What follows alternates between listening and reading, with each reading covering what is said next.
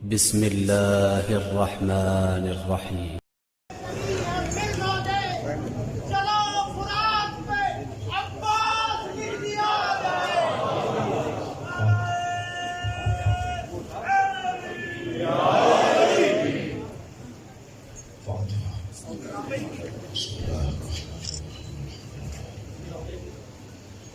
الرحمن الرحیم مالک یوم الدین صراط الذین انعمت علیہم صلی اللہ علیہ وسلم۔ اعوذ باللہ من الشیطان الرجیم، بسم اللہ الرحمن الرحیم۔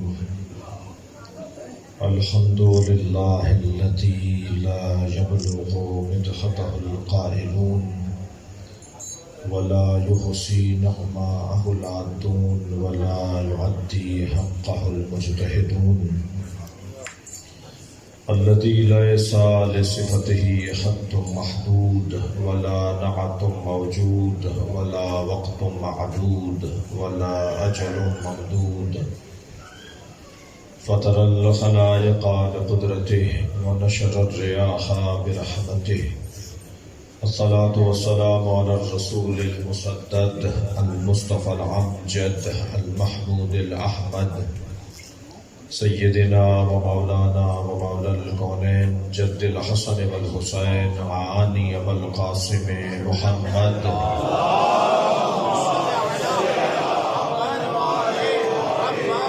وآله الطيبين الطاهرين المعصومين الذين قال الله إنما يريد الله ليذهب عنكم الرجس أهل البيت ويطهركم تطهيرا۔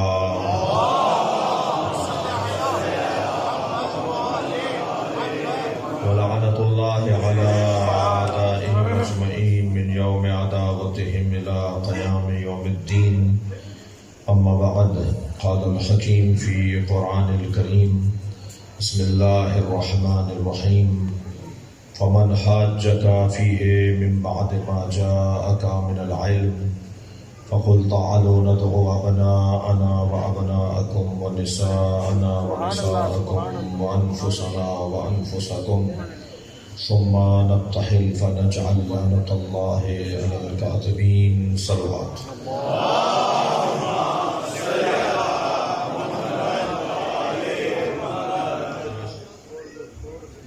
ہمارے حبیب خدا ختم الانبیاء بلند صلوات۔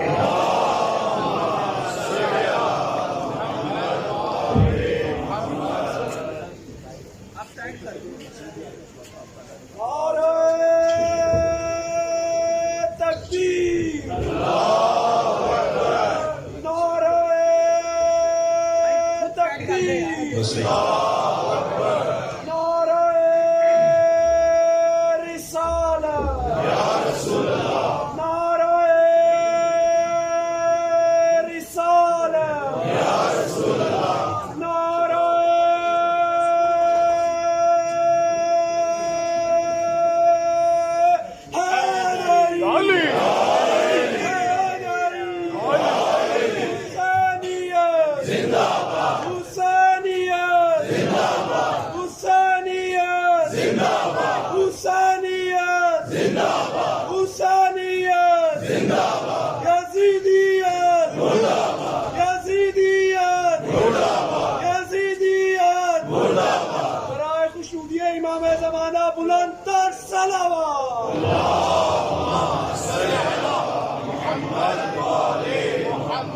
بانی مجلس اعلیٰ کے گھر میں ایک جوان بیمار ہے، آپ سب کے ذہنوں میں جو حاجتیں ہیں ان سب کی برابری کے لیے بلند تر صلوات پڑھیں۔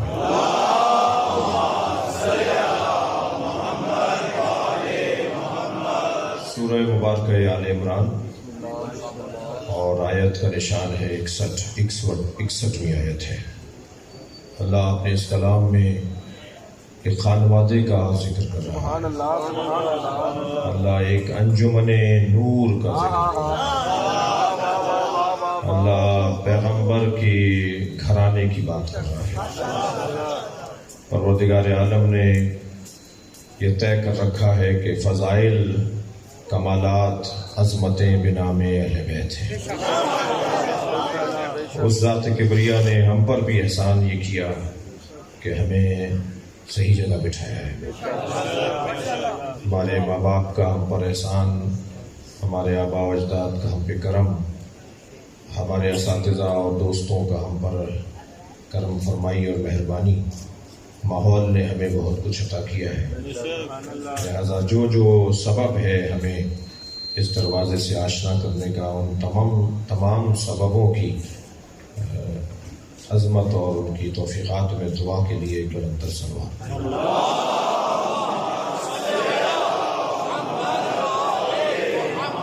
اس سے بہتر اور بلند صلوات پڑھیں۔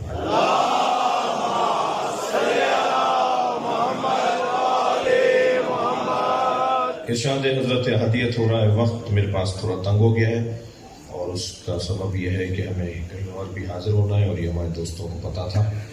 سورہ مبارکہ آل عمران کی آیت ارشاد ہو رہا ہے، فمن حاجک فیہ من بعد ما جاءک من العلم، علم آ جانے کے بعد کٹ حجتی، ضدیت اللہ کو پسند نہیں ہے۔ دلیل اگر آ جائے تو دلیل پر دلیل آنی چاہیے، دلیل پر آواز اونچی نہیں ہونی چاہیے۔ چیخ کر بات کرنا دلیل نہیں ہوتی، اونچی آواز میں بات کرنا دلیل نہیں ہوتی۔ اور یاد رکھیے کہ تلواروں کی بنیادوں پر، بازوؤں کی بنیادوں پر، لشکروں کی بنیادوں پر جنگیں نہیں جیتی جاتی ہیں۔ جنگیں جیتی جاتی ہیں دلیل کی بنیادوں پر۔ لمبی لمبی جنگیں چلیں گی، سالوں مار کے چلیں گے، مگر وہ جنگ ممکن ہے انسان ہار جائے، مگر ایک ایسا انداز ہے کہ جو جنگ کے جیتنے اور ہارنے کا صحیح مفہوم روشن کرتا ہے۔ آپ آمادہ ہیں تو ایک جملہ کہہ دوں، اپنی اس بات پر دلیل دے دوں۔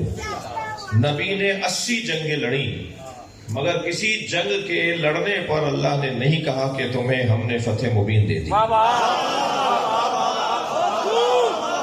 80 جنگیں سرکار نے جیتی، اور سرکار سے 80 جنگیں اور سرکار پر تحمیل کی گئی، یعنی نبی نے ابتدا نہیں کی، سرکار کہیں لڑنے نہیں گئے۔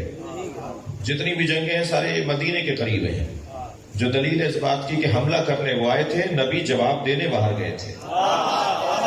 سرکار نے کبھی جنگ نہیں کی۔ میں ایک جملہ میرا تکراری نہ ہو جائے کہ نبی نے کبھی تلوار ہاتھ میں نہیں لی۔ رحمت للعالمین کے ہاتھ میں تلوار جچتی نہیں ہے۔ تلوار پڑھے گا محمد و آل محمد۔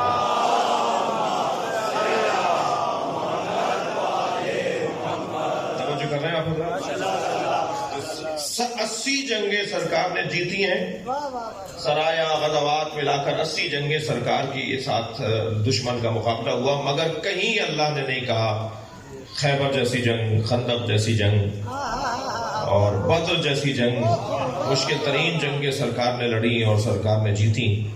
یہ تو کمال و عظمت مصطفیٰ ہے کہ جنگ علی جیتتا ہے، نام مصطفیٰ کا ہے۔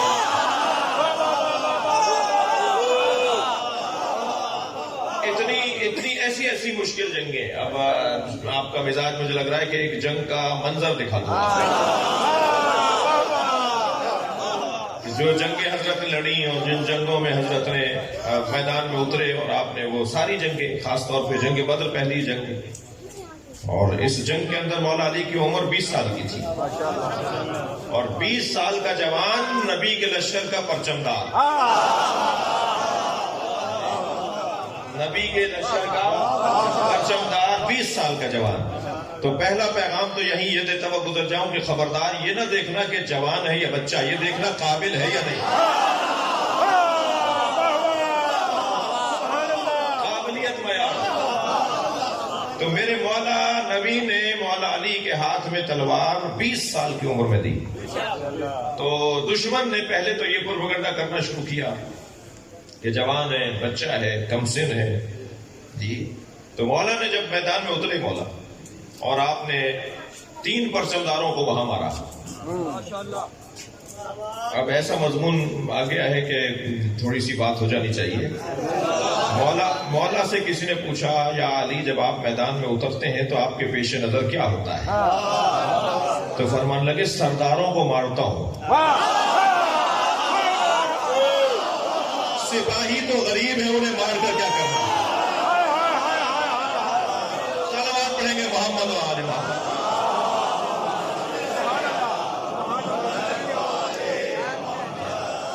میرے مولا نے پہلے 3 پرچمداروں کو مارا. تو وہ جو آواز گونج رہی تھی، وہ جو بار بار کہا جا رہا تھا کہ کم سن ہے، تو پھر میرے مولا نے ایک رجز، ایک خطبہ دیا میدان میں. آواز لگائی آپ نے، ایک پورا خطبہ دیا. اس رجز میں 2 مصرے حضرت کیے تھے. حدیث و سنی بازل و سنی حدیث و کم، میرے عمر کے بارے میں تم کچھ کہہ رہے ہو. میری عمر کے بارے میں تم کچھ کہہ رہے ہو، سنو.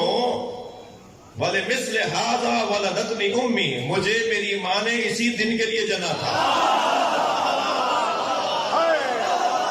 صلوات پڑھیں گے محمد و آل محمد.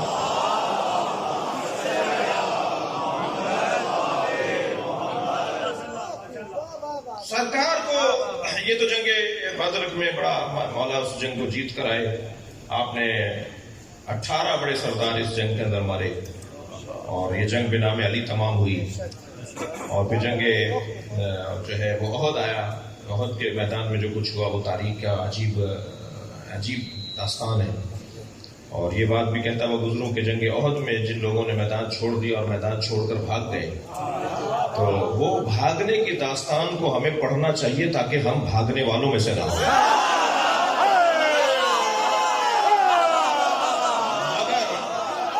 مگر یہ ذہن میں رہے کہ ان جنگ احد میں بھاگنے والوں سے متعلق جو کل آپ نے بھی 2 مصرے سنے، اور پھر اس کے بعد آپ نے بھی داد دی، اور آپ نے بھی جو ہے وہ، اور میرے قبلہ گاہی نے بھی 2 مصرے پڑھے اپنے کلام میں. تو میں آپ سے گزارش کروں کہ یہ مجمع قرآن پرست مجمع ہے. یہ مجمع اللہ پرست مجمع ہے. یہ ممبر سنونی کی شبیہ ہے. یہ ممبر علم پھیلانے کی جگہ ہے. یہ ممبر جو ہے وہ ہلکی بات کرنے کی جگہ نہیں ہے. لہذا کسی اور میدان کے بارے میں تو آپ کچھ بھی کہہ لیجیے گا، مگر میدان احد میں جو گئے اور واپس آئے ان کے بارے میں سورہ مبارک آل عمران کی آیت نمبر 155 کے اندر بہت واضح اعلان ہے. لقد عفا اللہ عنہم ان اللہ غفور رحیم. اللہ نے انہیں معاف کر دیا تھا. تو اللہ جسے معاف کر دے، امت کو اس میں بات نہیں کرنی چاہیے. لہذا صحابہ کرام کی توہین، امہات المؤمنین کی توہین، خلفائے ثلاثہ کی توہین کرنا شرعاً حرام ہے. یہ صرف نعرہ نہیں لگانا، عمل کر کے بھی دکھانا ہے. اس میں پریکٹس کرنی ہے. صلوات پڑھیں گا محمد و آل محمد.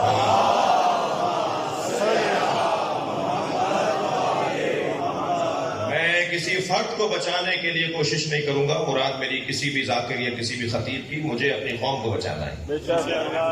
اور بچانے سے مراد یہ ہے کہ جب یہ ہمارے فقہا نے فتویٰ دے دیا جی، تو پھر ہم اس پہ عمل کریں گے. توجہ ہے محمد و آل محمد. صلوات.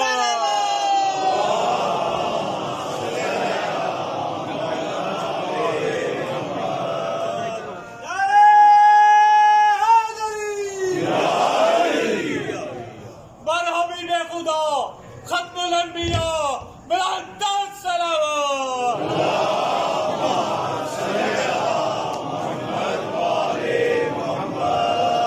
نعرہ تکبیر، نعرہ تکبیر، نعرہ رسالت، نعرہ رسالت، نعرہ حیدری، محمد وآل محمد. صلوات. توجہ کر لیا آپ نے. تو جنگ احد میں تو ایسا ہوا، اور پھر جنگ احد کے بعد جنگ خندق سامنے آئی. تو جنگ بدر، جنگ خیبر سامنے آئی، پھر جنگ خندق سامنے آئی. یعنی تیسری جنگ جو ہے مسلمانوں سے جو لڑی گئی وہ خیبر کی جنگ ہے. چوتھی جنگ ہے خندق کی جنگ. تو خیبر کی جنگ میں اور خندق کی جنگ میں بھی بڑے حسین مارکے ہیں.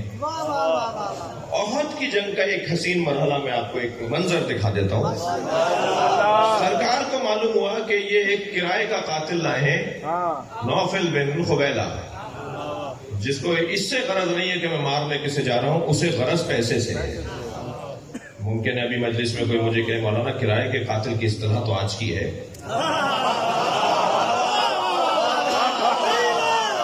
یہ کرائے کے قاتل کی اصطلاح تو آج کی ہے، مزاج پرانا ہے. تھکے تو نہیں بیٹھے آپ حضرات؟ یہ پہلے بھی ہوتا آیا ہے کہ لڑنے کے لیے اور مارنے کے لیے لوگوں کو پیسہ دیا جاتا تھا کہ تم جا کے کسی کو قتل کر کے آ جاؤ. آج بھی کچھ اسی طرح سے ہو رہا ہے. اور بہرحال بہت اس کی ضرورت ہے، توجہ کی ضرورت ہے اور معاملات کو سمجھنے کی ضرورت ہے. نوفل بن خبیلہ نامی ایک کرائے کا قاتل لے کر آئے اور اس کا بڑا نام تھا. وہ ایک وار کے اندر جو ہے وہ دو تین آدمیوں کو قتل کر دیتا تھا. ایک تلوار کے اشارے میں 3 آدمی گرا دیتا تھا. اس انداز کا آدمی تھا. سرکار کو جب معلوم ہوا کہ نوفل بن خبیلہ بھی وہاں آیا ہوا ہے تو سرکار نے اپنے دونوں ہاتھوں کو اٹھا کے دعا فرمائی اور دعا یہ فرمائی، اللہم اکفنی نوفلا، یا اللہ میری امت کو، میرے مجاہدوں کو نوفل سے محفوظ رکھ. یہ آواز دعا کی مولا علی نے سن لی.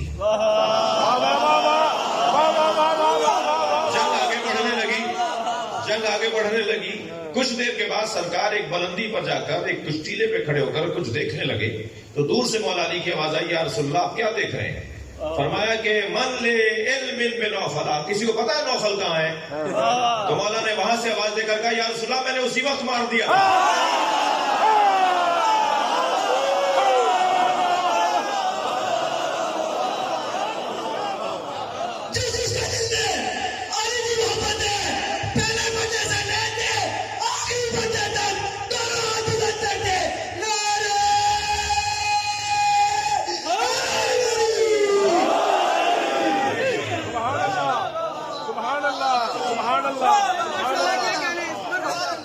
تو یہ جو میدان خاص طور پر مولا علی علیہ السلام، بحث نہیں ہونی چاہیے.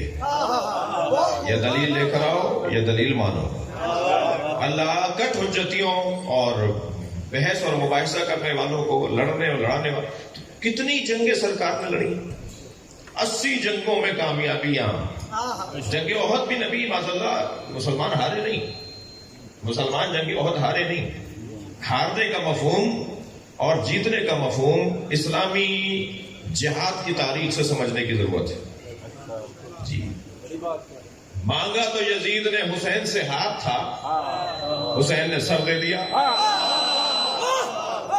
بتاؤ یزید جیتا یا حسین جیتے؟ سرداد نداد دست در دست یزید، سر دے دیا میرے مولا نے مگر ہاتھ نہیں دیا یزید کے ہاتھ میں. سرداد نداد دست در دست یزید، حقا کے بنا الہ الا حسین.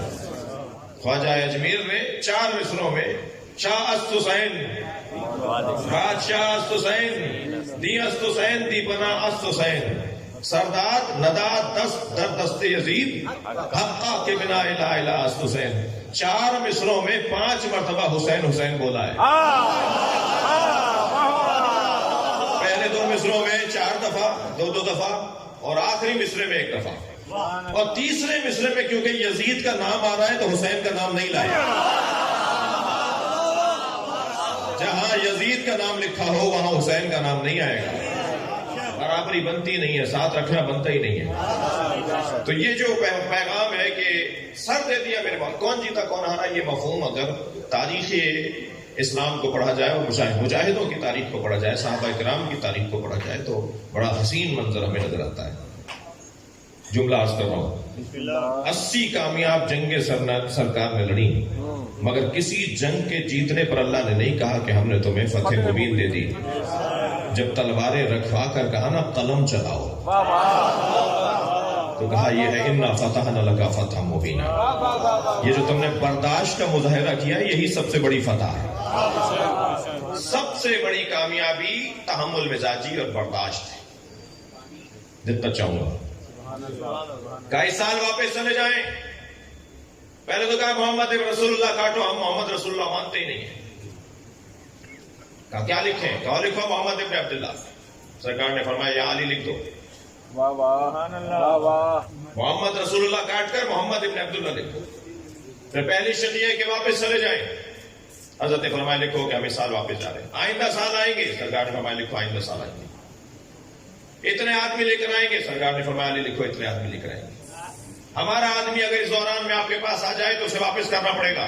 حضرت نے فرمایا علی لکھو ان کا آدمی ہمارے پاس آ گیا تو ہم اسے واپس کریں گے. آپ کا آدمی ہمارے پاس آئے گا ہم واپس نہیں کریں گے. سرکار نے فرمایا لکھو علی ہمارا آدمی ان کے پاس جائے تو یہ واپس نہ کریں گے. بھائی 1400 سال کے بعد سمجھ میں نہیں آ رہا تو اس وقت کے لوگوں کو شک کرنا تھا نا.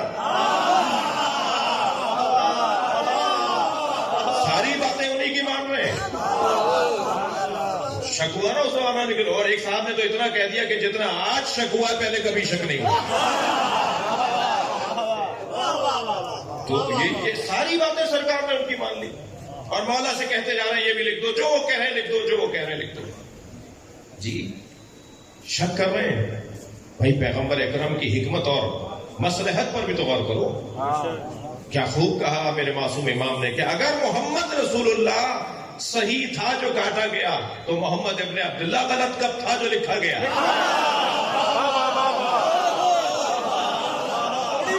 پڑھیں گے محمد وآل محمد. بھائی اگر تھکے نہیں بیٹھے تو جملہ کہوں.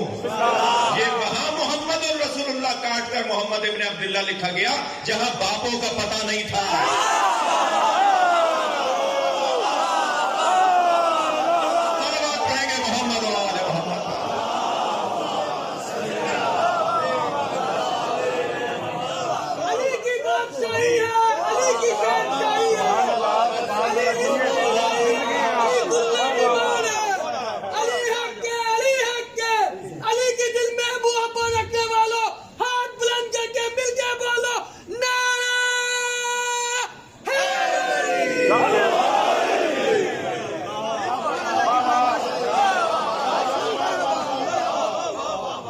فرمایا اس سال واپس چلے جاؤ.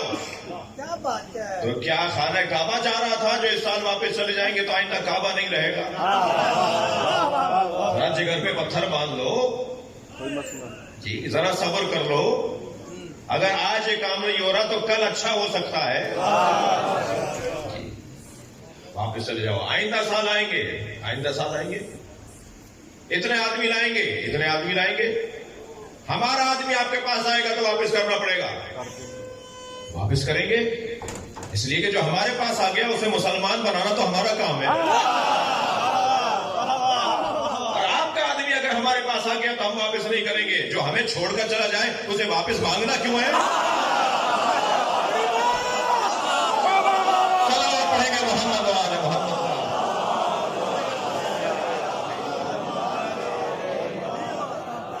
فتح مکہ نہیں, صلح حدیبیہ.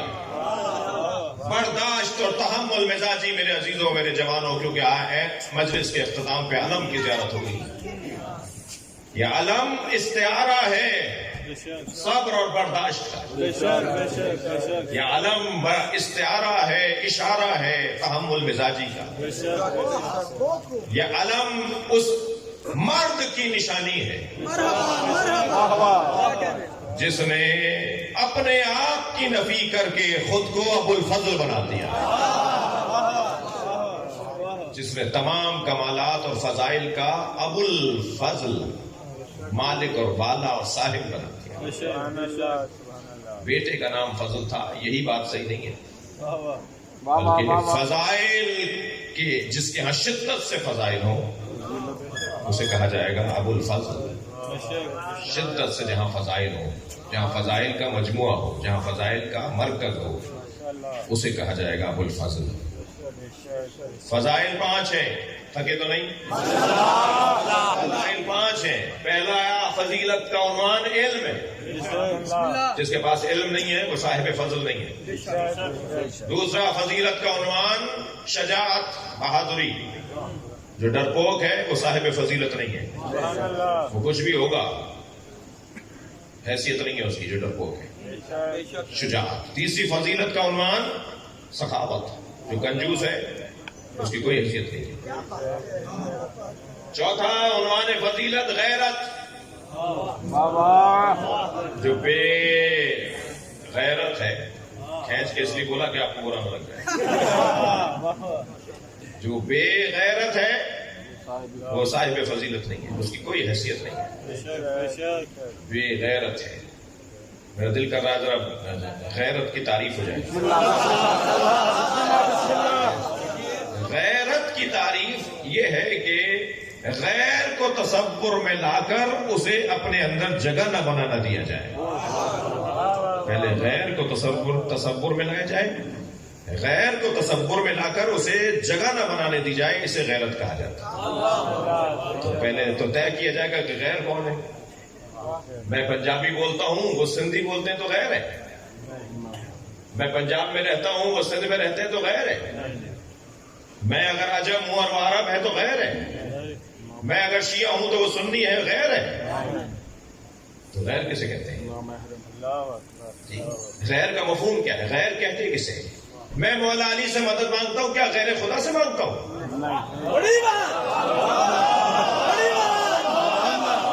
بھائی تھوڑا سا گردن ہلا دیجیے، بات کر رہی. میرا تو یہی اسٹائل ہے بات کرنے کا. سلوات پڑھ رہا محمد وآل محمد.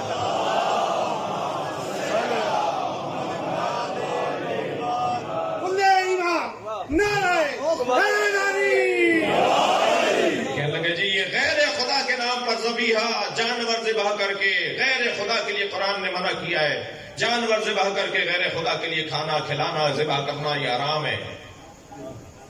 اللہ منع کر رہا ہے کہ جو حلال کیا جائے غیر خدا کے لیے لغیر اللہ، اس کا کھانا حرام ہے.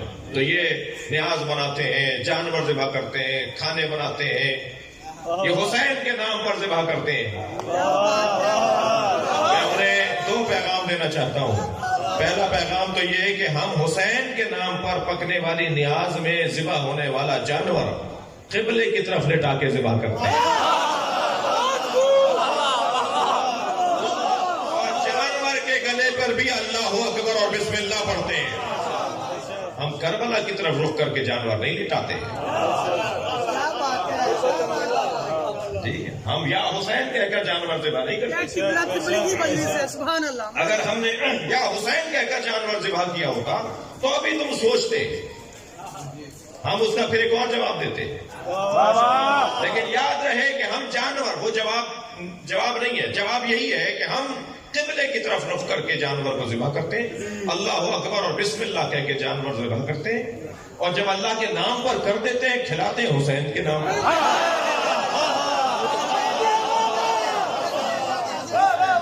وہ کتنا اچھا جملہ فقیر بولتا ہے، نظر اللہ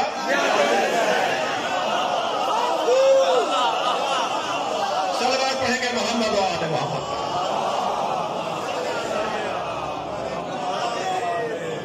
میرے ساتھ نعرہ مارنے اور آپ کی آواز تجف کر جانی چاہیے. نعرہ تکبیر، نعرہ رسالت، نعرہ حیدری، حیدری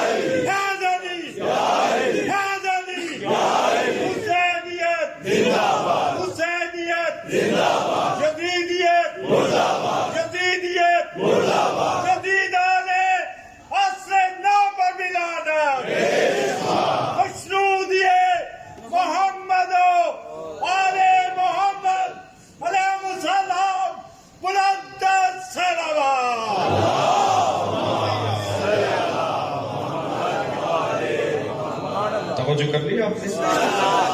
اگر میں مولا علی سے مدد مانگتا ہوں اور ہاں مانگتا ہوں تو علی سے مدد مانگنا غیر خدا سے مدد مانگنا ہے. اگر علی اللہ کا غیر ہے تو پھر اللہ کا کون ہے؟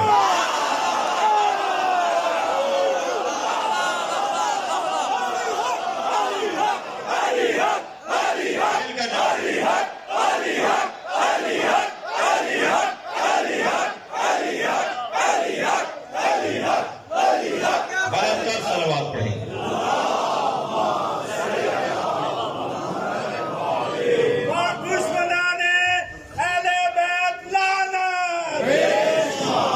توجہ کر لی آپ نے؟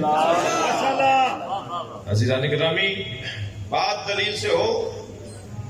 میرے مولا علی علیہ السلام کے ہاتھ میں کاغذ اور قلم تھا، فرمایا ایسے لکھو، اور مولا علی نے ایسا لکھ دیا. کہنے لگے کہ کاغذ و قلم تو علی کے پاس ہوتا تھا، جب نبی نے مانگا تھا تو دیا کیوں نہیں؟ تو ہمارا گزارش یہ ہے کہ جب کاغذ و قلم علی کے پاس ہوتا تھا تو پھر کوئی اور کیوں جواب دے رہا ہے کہ ہمیں کتاب کافی ہے؟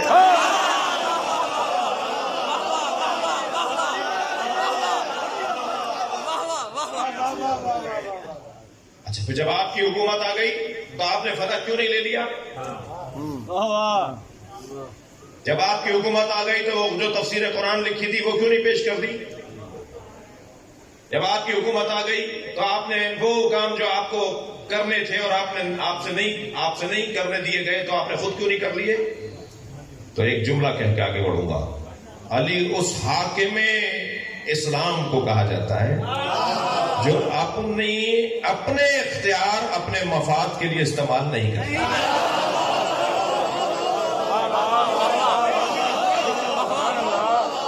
میرے مولا صبر، برداشت، تحمل مزاجی.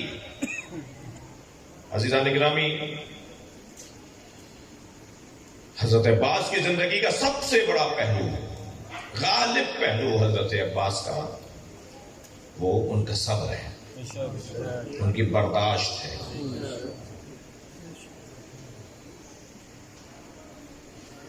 اور فضائل کے باب میں تو اتنا وسیع باب ہے کہ آپ کے القاب پر جتنا غور کیا جائے اتنا معرفت میں اضافہ ہوگا. آپ کے القاب میں ایک لقب ابو القربہ، قربہ کہتے ہیں عربی میں مشق کو، مشق والا قربہ، ابو القربہ مشق والا، جس کا کام ہی پانی پلانا، جس کا کام پانی پلانا. دنیا میں سبیلیں جو لگتی ہیں وہ بنام عباس ہیں، مگر ہم سبیل پہ لکھتے ہیں سبیل حسین. کیوں سبیل حسین لکھتے ہیں؟ کام تمہارا عباس کا تھا. سبیل حسین اس لیے لکھتے ہیں کہ کربلا میں سب سے زیادہ پیاسے حسین تھے. تو اب جو اللہ کی خاطر پیاسا مارا گیا اس کے نام پر پوری دنیا میں سبیلیں لگی. ابو القربہ مولا عباس کا لقب مشق والا، پانی والا. 2-3 سال کا سن ہے، کم سنی کا عالم ہے. مولا حسین نے حضرت قمبر سے پانی مانگا، قمبر پانی پلا دو. قمبر اٹھ کر گئے، مگر کیا منظر دیکھا کہ عباس ان سے پہلے دوڑے اور ظرف کو اٹھا کر مولا حسین کی طرف بڑھے کہ پانی میں پہلے پلا دوں. اور جب لا رہے تھے تو پانی چھلک کر آپ کے ہاتھوں پر آیا. مولا علی نے اس منظر کو دیکھ کر ہاتھوں کا بوسہ دیا، فرمایا آج تم پانی پلا سکے ہو، مگر پانی کی خاطر ایک وقت آئے گا تمہارے دونوں بازو کاٹے جائیں گے. اللہ، برداشت، تحمل مزاجی. حضرت عباس کے فضائل بھی مصائب ہیں. میرے مولا 36 سال تک کربلا کا انتظار کرتے رہے. پیر چلنا سیکھا تو گرتے اٹھتے آواز دی جاتی تھی، عباس تمہیں کربلا کے لیے مانگا ہے. جناب ام المؤمنین جب گود میں اٹھا کر پیار کرتی تھی فرماتی تھی عباس تمہارے بابا نے تمہیں اللہ سے مانگا ہے کربلا کے لیے. جب کبھی بصرے میں، مکے میں، مدینے میں آپ نے تلوار کسی مرحلے پر کھینچی تو آواز آتی تھی عباس یہ بصرہ ہے، کربلا نہیں۔ خاص طور پر جب مولا حسن کے جنازے پہ تیر لگے تو میں نے مقتل میں دیکھا حضرت عباس نے تلوار کھینچ لی تھی تو ایک مرتبہ پشت پر مولا حسین کا ہاتھ آیا اور ہاتھ رکھتے کے ساتھ ہی فرمایا عباس تلوار رکھ دو، یہ مدینہ ہے، کربلا نہیں، تم نے کربلا کے لیے مانگا ہے۔ مولا عباس نے تلوار رکھ دی، برداشت دیکھیے۔ جب کربلا میں پہنچے ہیں 2 محرم کو تو نہر کے کنارے مولا نے تو زمین خریدی، مولا نے پیسے دے کر زمین خریدی اور پھر زمین انہی لوگوں کو واپس کر دی 3 شرطوں کے ساتھ۔ پہلی شرط تو یہ لگائی کہ دیکھو اس زمین پر کاشت نہ کرنا، زمین کربلا میں نے تم سے خریدی ہے، خرید کر تمہیں کو واپس کر رہا ہوں، مگر 3 شرطوں کے ساتھ اس زمین پر رہنا۔ پہلی شرط تو یہ کہ یہاں کاشت نہ کرنا۔ آپ کی آنکھوں میں آنسو ہیں، اگر حل چلے گا تو کہیں کسی شہید کا بدن کہیں کوئی بے حرمتی نہ ہو جائے۔ اجرکم اللہ، ادب مانے ہوتا ہے بعض جملوں کو مکمل کرنے میں۔ دوسری شرط میرے مولا نے یہ لگائی، خبردار اگر ہماری قبر پر کوئی دیدار اور زیارت کے لیے آئے تو اسے 3 دن مہمان رکھنا۔ آپ نے دیکھا ہے عراقی پکڑ پکڑ کے گھر لے جاتے ہیں، کہتے ہیں ایک کھجور کا دانہ کھا لو تاکہ ہمارا یہاں رہنا حلال ہو جائے۔ ہم نے حسین سے وعدہ کیا تھا ہمارے اجداد نے، اجرکم اللہ، اجرکم اللہ۔ تیسری شرط امام نے یہ لگائی کہ جب یہ ہمیں مار کر چلے جائیں تو تم آ کر ہمیں دفنا دینا، اور اگر تمہیں تکلف ہو رہا ہو یا خوف ہو رہا ہو تو پھر اپنی عورتوں سے کہنا، اللہ رے مظلومیت، اللہ رے غربت حسین، اپنی عورتوں سے کہنا کہ وہ آ کر ہمیں دفنا دیں، اور اگر وہ بھی نہ آ سکے تو بچوں سے کہنا کھیلتے ہوئے آئیں اور چند مشت مٹی اٹھا کر ہماری لاشوں کو چھپا دیں، دفنا دیں۔ میرے مولا نے یہ زمین ان کے حوالے کی، اور پھر نہر اس زمین سے بہتی تھی تو مولا عباس ذمہ دار تھے، پرچمدار تھے، آپ نے نہر پر خیمے لگوائے۔ 4 محرم کو شمر کا لشکر آیا تو اس نے پہلی بات یہ کی کہ یہ حسین کے خیمے ترائی سے نہر کے کنارے سے ہٹائے جائیں۔ کہا جی خرید لی، حسین نے زمین خرید لی ہے، کہا نہیں ہم نہ لگنے نہیں دیں گے، خیموں کو ہٹایا جائے۔ اب خیمے ہٹانے کے لیے لشکر لے کے چلا، مولا عباس کو معلوم ہوا یہ خیمے ہٹانے آ رہا ہے تو حضرت نے تلوار سے ایک زمین پر خط بنایا اور اکیلے کھڑے ہو کر کہنے لگے جسے کسی میں جرأت ہے تو اسے پھاند کر دکھائے۔ تلوار ہاتھ میں لیے ہوئے اکیلے کھڑے ہیں، ادھر لشکر آ رہا ہے، تمہیں نہیں پتا میں کربلا کے لیے مانگا گیا تھا، میں آج بتاتا ہوں تمہیں کہ عباس کسے کہتے ہیں۔ جناب امام حسین نے جب جناب عباس کے یہ تیور دیکھے نا تو بی بی زینب کے خیمے میں چلے گئے اور جناب زینب سے کہا زینب عباس کو بلا۔ جناب فضہ باہر گئی، آقا زادے تو میں چھوٹی شہزادی زینب بلا دیں، کبھی بھی جا کر آقا زادی سے کہیے کچھ ہی لمحے میں خوشخبری لے کر آ رہا ہوں۔ جناب فضہ گئی اور پلٹ کر آئی اور کہا اے شہزادے، اے عباس تمہیں زینب بلا رہی ہیں اور کہہ رہی ہیں کہ آتے ہو یا میں آ جاؤں۔ بس تلوار نے آن میں رکھی، خیمے میں آئے، کیا دیکھا برابر میں امام حسین کھڑے ہیں۔ آواز دے کر کہا مولا خیمے ہٹا دو۔ امام حسین نے گردن سے اشارہ فرمایا ہاں۔ عباس خیمے ہٹا دو۔ مولا نے خیمے ہٹا دیے۔ پھر 7 محرم کو آ کر کہا مولا میں حملہ کروں؟ فرمایا میں پہل نہیں کرنی۔ عزادارو جب 9 محرم کو پہل ہو گئی تو نقن صاحب لکھتے ہیں کہ گھوڑا دوڑائے ہوئے اتنی خوشی کی کیفیت میں چہرے پر بشاشت تھی، جناب امام حسین کے خیمے کے قریب کھڑے ہو کر اذن دخول مانگا۔ اندر جا کے کہا مولا آپ کہتے تھے پہل وہ کریں گے، انہوں نے پہل کر دی، اب جواب دوں؟ فرمایا عباس اپنی تلوار مجھے دو، عباس جاؤ ایک رات کی مہلت لے کر آؤ، ان سے کہو کہ جنگ عاشور کے دن کریں۔ میں کہوں گا مولا حسین سے مولا جناب علی اکبر کو بھیج دیا ہوتا، جناب اون محمد کو، جناب اوسجا کو، جناب حبیب کو، جناب مسلم کو، کسی کو بھیج دیا ہوتا، مسلم ابن اوسجا کو، زہیر خین، اتنی شوذب آبیس، اتنی عظیم شخصیتیں ہیں، ان میں سے کسی کو بھیج دیا ہوتا کہ جا کے ایک رات کی مہلت لے کر آؤ. مگر عجب نہیں مولا حسین کا جواب آئے کہ پھر عباس باب الحوائج کیسے بنے گا. برابر کا روزہ ہے مولا عباس کا مولا حسین کی طرح. آج جب آپ کربلا جاتے ہیں تو برابر کا روزہ ہے مولا عباس اور مولا حسین کا. یہ عظمت ایسے ہی نہیں مل گئی. کہا جاؤ ایک رات کی مہلت لے کر آؤ. عزادارو آپ رو رہے ہیں، آپ کی آنکھوں میں آنسو ہیں. بازوؤں کے کٹنے پر بھی تکلیف ہوئی، سر پہ گرز لگا تو تکلیف ہوئی، مگر میرا دل کہتا ہے کہ ایک کم ظرف سے جا کر یہ کہنا کہ ہمیں ایک دن کی ایک رات کی مہلت دے دو، یہ بہت بڑی تکلیف ہے. کہتا ہے کہ میں مشورہ کر کے بتاؤں گا.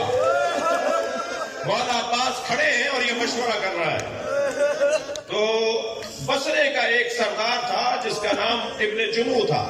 وہ کہتا ہے اے پسر سعد، اگر ترک اور دیلم کے غلام بھی یہ کہتے نا جو حسین نے کہا ہے، ترک اور دیلم کے غلام سستے ترین غلام ہوتے تھے، ہر شخص خرید سکتا تھا، بہت آسانی سے مل جاتے تھے، ان میں خاص صلاحیت نہیں ہوتی تھی.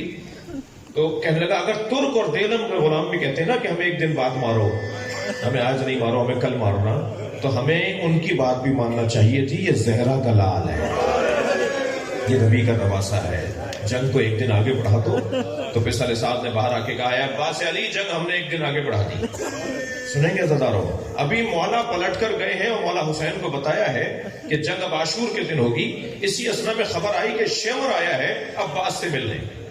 میرے مولا خیمے میں مولا حسین کے پاس قریب آ کے آواز لگاتا ہے مجھے عباس سے بات کرنی ہے. میرے مولا حسین نے حضرت عباس کی طرف دیکھا تو فرمایا مولا اس شخص سے میں بات نہیں کروں گا. حضرت نے فرمایا کہ اگر کافر و مشرک بھی ہو تو بات کرو، جاؤ جا کے بات کرو.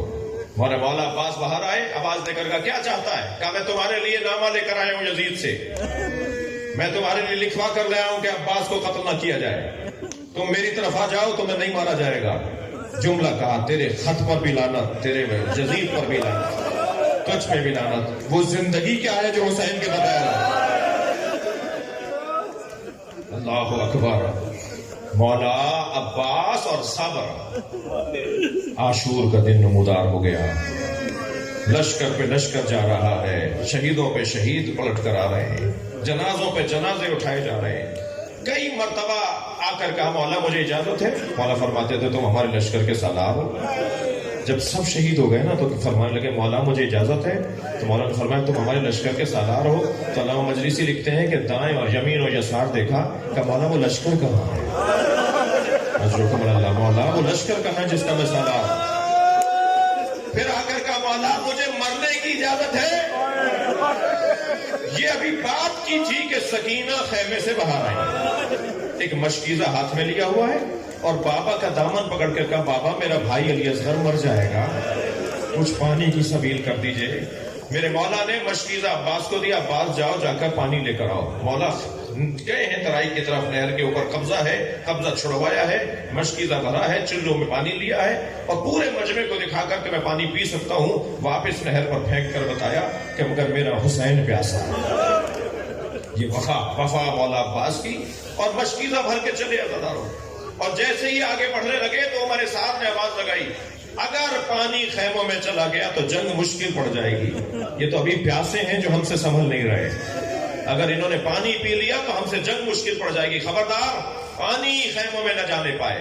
تو سنیں گے حکیم ابن طفیل نامی لعنتی نے مولا عباس کا ایک بازو کاٹ دیا. مولا نے مشکیزہ دوسرے ہاتھ میں لے کر کہا تو میرا دوسرا ہاتھ بھی کاٹ دو مگر میں حسین کی حمایت سے باز نہیں آؤں گا. اور پھر ایک اور وار ہوا، دوسرا ہاتھ بھی بریدہ ہو گیا. پھر مولا نے اپنے دانتوں میں مشکیزے کو ایسے پکڑا جیسے کوئی شیر اپنا شکار لے کر آ رہا ہے اور آگے بڑھتے جا رہے ہیں اور اپنے آپ سے کہہ رہے ہیں خبردار تمہارے ہاتھوں سے خون تو عباس بہ رہا ہے مگر ہمت رکھو خیمے تک جانا ہے. ایک سنسناتا ہوا تیر آیا جو مشکیزے میں آ کے لگا، پانی بہنے لگا تو عباس کی آنکھ بھی بہنے لگی. گھوڑے سے کہا اے راہوار اب میں اس قابل نہیں ہوں کہ خیمے کی طرف جاؤں. ایک مرتبہ گھوڑا مڑا تو سر پر گرز آ کر لگا. عباس घोड़े से जमीन की तरफ आए। जनाब उम्मुल बनीन फरमाती है, जब मेरे अब्बास के मसाइब पढ़ा करो तो ये जरूर बताया करो कि अगर कोई बुलंदी से जमीन पर गिरे और उसके बाजू ना हो तो कैसे। अजरो कमल अल्लाह।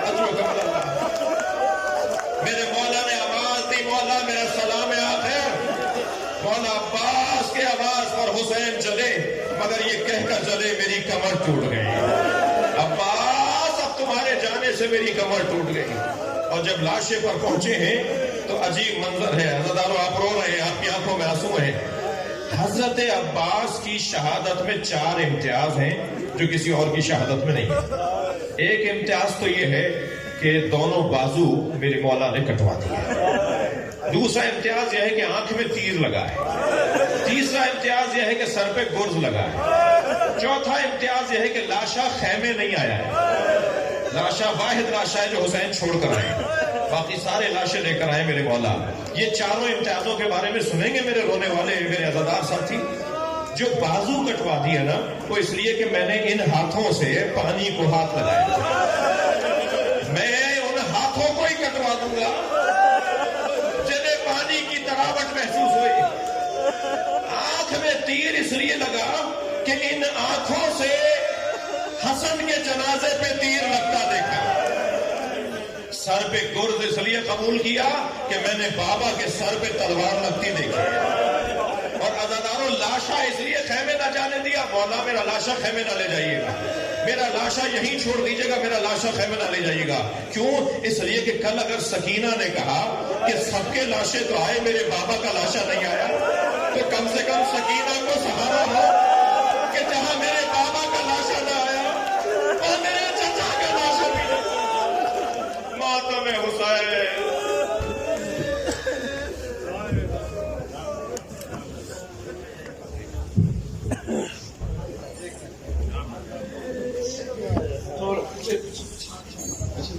अगर आप हमारे लेटेस्ट वीडियोस के बारे में जानना चाहते हैं तो हमारे चैनल को सब्सक्राइब करें और बेल आइकन को प्रेस करें। शुक्रिया।